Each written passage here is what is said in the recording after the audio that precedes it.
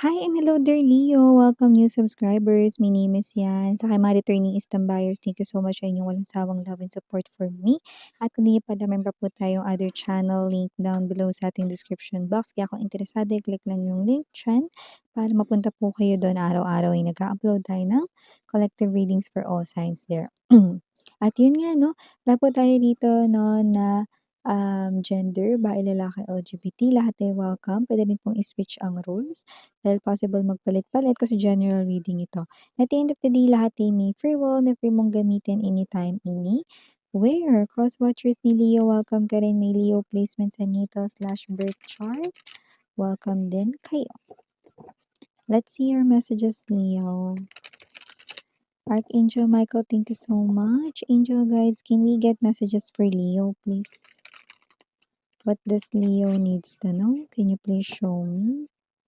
Leo. Mga mensahe for Leo.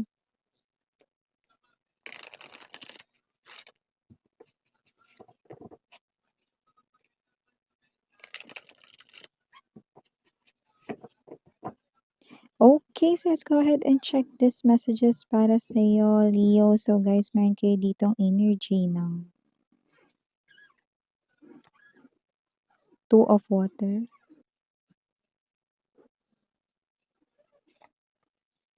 Six of Earth, Messenger of Fire, Eight of Water, Ten of Earth, Star, bottom of the deck, Ten of Water, Six of Water, King of Air. I don't know why I'm picking up right in here, religion, different ninyo ng person mo. Nakikita ko willing siyang magpa-convert. Yan, no? Yun ay hindi para sa lahat, ah.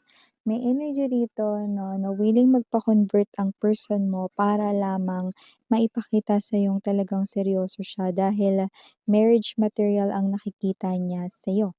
Okay? So, doesn't have to be, no, na ito ay energy ng, kasi may energy dito na yung mensahe na yun hindi para sa lahat, may energy dito na yung religion ninyo is parang dapat parehas kayo na religion para may kasal kayo. Okay? So, just take only what resonates. But your person is willing to convert para sa'yo. Okay? So, may ganong klase ng energy. Okay? Pero para sa majority, sa love life ninyo, we have here the Ten of Water and the Six of Water. Meron ditong taong minsan mong minahal pero hindi rito natuloy or naudlot ang inyong pag-iibigan. Eto siya't muling magkikita at magkukrus ang inyong landas. Leo, well-guided ang taong ito with the star card energy ng mga angel cupids ninyong dalawa. Kaya naman with the Ten of Earth, no, hindi lang ito basta random na pagkikita or isa lamang na guest sa life mo ulit, kundi siya na rin ang magiging permanent mong kasama for life. Ayan, no, partnership na kay ganda, Two of Water energy at nakikita ko yung iba standby na. So, kasi naman tong energy na to, no, like wala rin siyang alam na magkikita kayo ulit, no, but yung iba, yeah, this is your first love here or this is the person here who showed you what real love is. Pero pwedeng may situation dati kung saan kayong dalawa ay nagkalayo or yung iba, hindi talaga naging kayo pero muntik na, tas naudlot, ganun. Okay?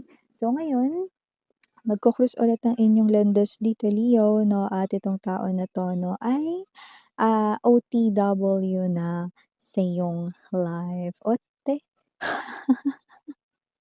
keep on, happy? Yan, no? Happy ka ba? So, yun, no? And also, nakita rin ako dito ng message about love pa din.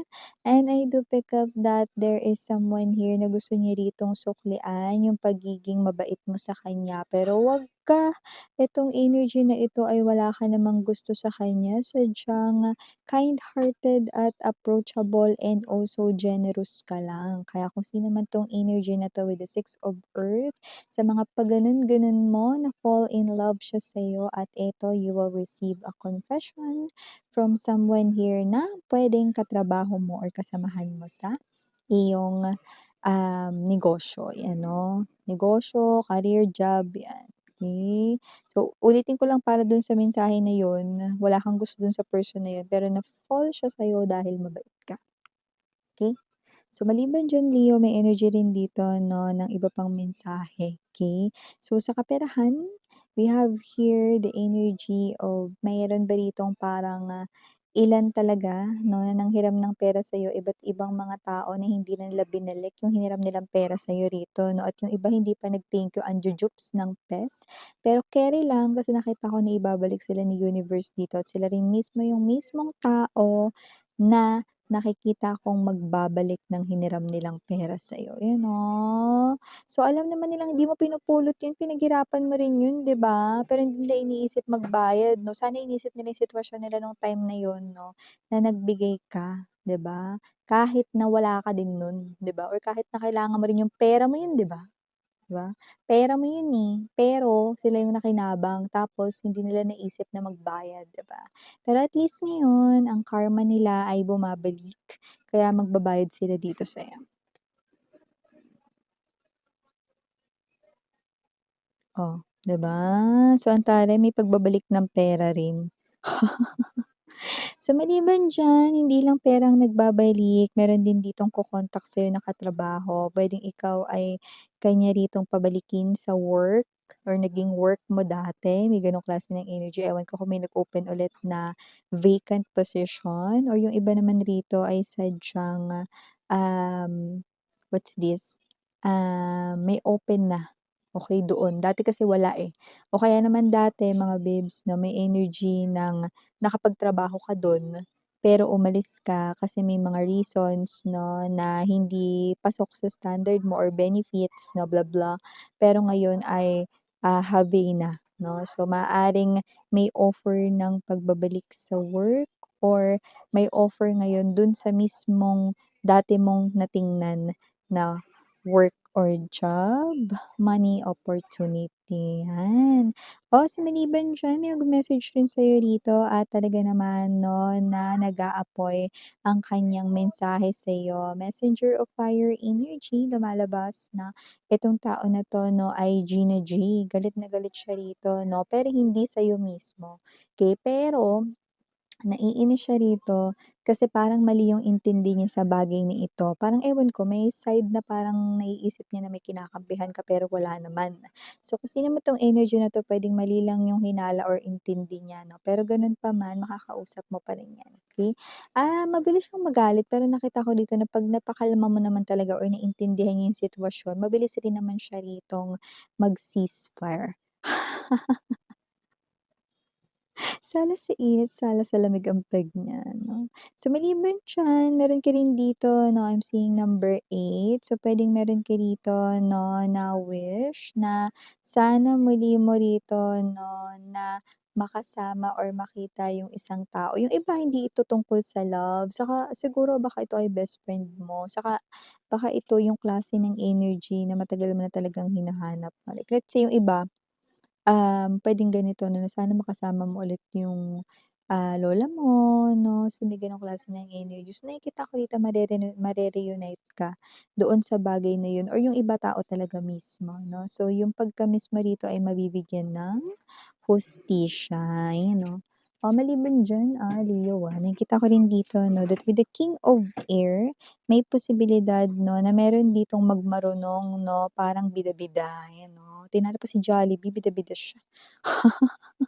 King of Air energy, maaaring itong person na 'to 'no, ay makaalitan mo dahil medyo makikita mo siya bilang arogante or mayabang dito 'no. Gano'n pa man, so umpisa lang pala ito kasi nakikita ko na maaaring magsimula ang inyong friendship ng taong ito. Kaya kung sino man 'tong energy na 'to na maaaring at first mag-clash kayo ganyan, pero hindi ko nakikita na sa love connection mo mako-connect itong tao na 'to kundi sa friendship goals or sa, what's this, money. Yan o, money goals, yan. So, maliban din diyan 'no, maaaring may energy rin dito na isa sa mga pinagpe-pray mo dati 'no, ay ngayon na mangyayari or mangyayari na, I mean. Ten of Water energy is an indication na kung ano yung wish mo na yun, may kinalaman ng malaki sa iyong family, yan. So, kung ano man yan, wish mo man yan sa isa sa member ng family mo or yung family mo talaga in general 'no, nakikita ko na yan ay mabibigyan na rito ng katuparan. Ayan, taray. So, maliban diyan, may energy rin dito na maaaring may mga maalala kang mga memories na hindi kagandahan, mga memories na puwedeng, nagdulot sa'yo ng matinding kalungkutan dati 'no, ang muli mong maaalala ngayon. Pero hindi ibig sabihin nun 'no, na makikita mo din talaga ulit 'no, yung mga taong involved dun or yung iba naman ay hindi ibig sabihin nun na yun ay mauulit-ulit 'no, kundi yun ay isang indikasyon 'no, na last na yun, parang last na yun na makikita mo kasi, para ito sa mensahe dun sa mga move on na or naka-move on na, yan. So, ibig sabihin papunta na kasi kayo dun sa new chapter ng life ninyo, kumbaga galing kayo sa book 1, book 2 na kayo ngayon 'no, kaya parang yun ay, parang nire-recall na lang 'no. So, kung mag-appear man yung mga gano'ng klase ng mga bad memories, okey lang 'yan, 'wag mo 'yan masyadong paglabanan, kasi hindi naman yun nagma-matter, okey? Basta lang talaga tuloy-tuloy ka lang dito, Leo, kasi patapak ka na sa new chapter kaya gano'n. Gano'n ba yun, Miss 'yan, akala ko mauulit yun, hindi 'no. Kung makita mo sila, yung mga ano, nanakit sa'yo 'no or yung mga memories ng dati na nakakabwisit, keri lang, 'wag mong, labanan yun, hayaan mo lang dumaan, dadaan lang yun. Okey. So, maliban diyan may energy rin dito yung iba na may fast recovery lalo na yung mga nanggaling dito sa sakit lalo na paiba-iba yung panahon, maaaring umiinit na 'no pagtapos ng super lamig na panahon na wala man lang parang alam mo yun, 'di ba yung parang biglang palit agad, 'di ba? Wala man lang yung parang humina yung pagkalamig na tapos biglang uminit 'no, so yun. Yung iba maaaring nagka-flu, nagkasakit rito pero fast recovery at yung iba naman dito nag-undergo ng surgery, fast recovery pa rin ang nakikita natin sa'yo, Leo, 'yan. Oh, meron ditong energy ng maaaring may masira sa loob ng bahay ninyo, Ten of Earth 'no, pero magagawan rin 'yan ng paraan. Hindi naman 'yan parang ano lang, sabihin natin maluwag lang yung gripo niyo, puwede namang bumili ng bago, gano'n lang. Hindi kailangan na ma-stress, hindi kailangan baguhin pati yung dingding ng bahay ninyo, wala namang gano'n. Hindi ka maglalabas ng malaking gastos dito, like gano'n lang kasimple. Pero lumabas pa rin, parang paghandaan mo, 'yan. O kaya para maingatan mo in advance para hindi masira, 'di ba? So, speaking of material na bagay din dito, Leo, lumalabas dito na meron kang gamit 'no, na hanggang ngayon ay buhay or gumagana pa din. Ibig lamang sabihin niyan maingat ka rito pati sa mga gamit, 'yan 'no. Totoo 'yan, Ako nga mga babes meron akong cellphone, 10 years plus na yun, pero ngayon ang ganda ng camera, walang gasgas, 'yan gano'n 'no. Gumagana pa rin. So, gano'n ko nakikita 'no, yung energy rito ng mga pinapahalagahan yung gamit nila 'no. Ay ano namang meron dun Miss 'yan? Well, lumalabas dito na meron kang matatanggap na blessings dahil maingat ka sa mga bagay na ganyan. Pinahahalagahan mo rin kasi ang money dahil hindi ka gastador 'no, at ikaw ay nagiging praktikal 'no, hindi dahil nagtitipid ka kundi alam mo lang kung ano yung dapat mong unahin, tama. So, nakikita ko rito 'no, na may blessing rito 'no, na parang, material things yun, ewan ko, maaaring manalo ka rito ng grocery package, mga ganyan 'no. Basta it's something to do with winning 'yan 'no, or claiming material prize, 'yan 'no, puwedeng panalo ka ng grocery package 'no or merchandise na talaga namang mapapakinabangan mo sa bahay niyo, 'yan. Bongga 'yun, 'di ba? Thank you na agad kay universe, 'di ba? Iba naman dito basta sa loob ng bahay ginagamit 'no or kailangan niyo 'yun araw-araw, 'yan. Puwedeng pagkain po 'yun or gamit sa tahanan or bahay niyo, okey? So, meron pala rito dati 'no na parang naging kabuti sa buhay niyo. On and off siya na parang switch ng ilaw with the messenger of fire. So, kung sino man ito 'no, player type of energy, nakausap or nakilala mo lang 'yan sa online 'no, ta's biglang nawala, naglaho, 'yan 'no. Kung kailan nagiging maayos or nagkakamabutihan na kayo, "Oh, magbabalik ulit 'yan, pero 'wag mong pansinin daw," sabi ni universe. Kasi yang tao na 'yan ay certified player 'no, at boring lang 'yan sa life, bored siya sa life niya 'no. Sana mas mag-focus siya sa life niya, 'di ba?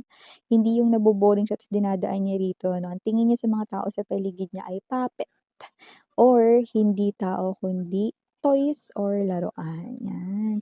So, 'wag ka na makipag-usap diyan, hayaan mo siya. Maghanap siya ng iba niya ritong magagawa sa buhay niya, okey? G na G. So, yeah, Leo, ito yung mga mensahe right here for ya, guys. Thank you so much again. I'm Yuriana, only for the girls, Linyana Duna for the boys. Sarang nga love and light. Ani.